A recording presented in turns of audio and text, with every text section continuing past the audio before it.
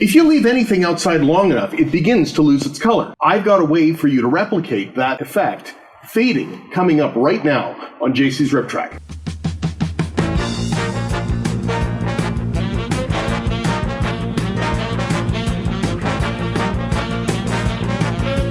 Hi there, my name is John and welcome to JC's Riptrack. If this is your first time here and you're looking for advice and tips on how to transform your plastic models into something that you see on the railroad today, please click on subscribe and that little bell icon so that you can be updated anytime I upload a new video.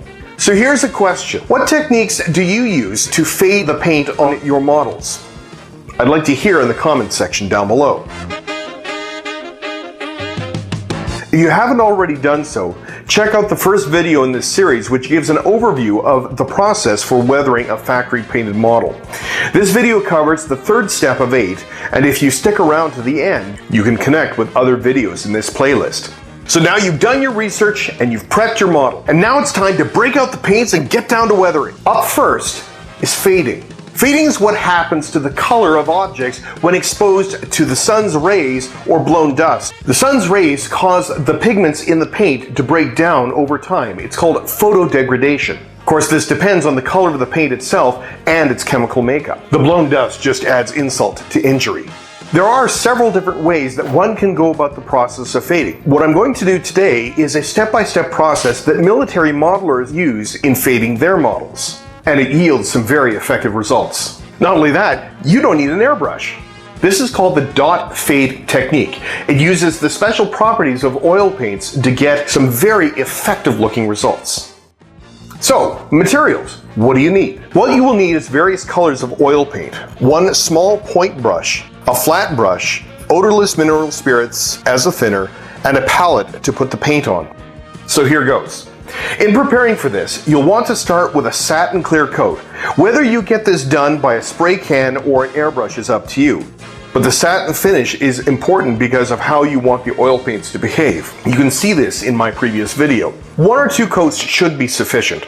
If you're doing this with an airbrush, a 10-to-1 mix of Future Floor Polish to Tamiya X21 flat base creates a nice satin coat.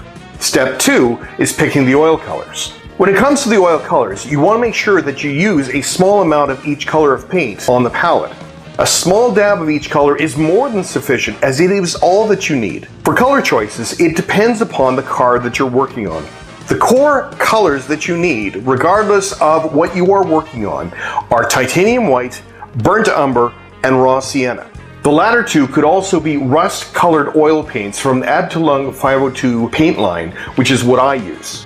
When it comes to the other colors that you're going to be choosing, that depends upon the color that you're going to be working on. Generally, you want to have at least one color that is the same color as the car you're working on, and then also a contrasting color to the one that you're working on. So for example, if you are working on, say, a blue car, chances are that you're going to want an orange color of some sort, even if you have to mix it with red and yellow. Sometimes it's helpful to consult a color wheel to see what color would work best as far as that contrasting color is concerned. Now, oils take a long time to dry, so you don't have to worry about the paint actually drying out on your paint palette. Once you've set out your colors, in your palette tray, put a small amount of white spirit into 2 different wells on the tray. If you don't have a palette tray, a couple of small plastic medicine cups will do. You can get those at the dollar store. You'll be using both, one for cleaning your brushes and the other for the blending step. Now, of course, number 3 is actually applying the oils. Now, I have to admit, the next step is going to make your model look weird, but trust me on this, it's going to work and it's going to look great. The first thing you want to do is apply the oil paints with a small point brush. This is where the technique gets its name. Use the small brush to apply dots of each color across the model. Use the white and other lighter colors towards the top of the model or anywhere that light would hit it. Use the darker colors near the areas of shadow or in corners, and then lightly clean the brush between the colors by dipping it into one of the wells of the odorless thinner. Admittedly, as you're doing this, it will make the model look a little weird. Don't worry, you haven't ruined it. You can either do this across the whole model or just work on a section at a time, especially if you're just getting used to the technique. You can always go back and add more paint later. Step number 4 is blending the paint. This is where the magic happens. So take a small flat brush, dip it in the odorless thinner, and then gently brush downward on the model to blend the dots together.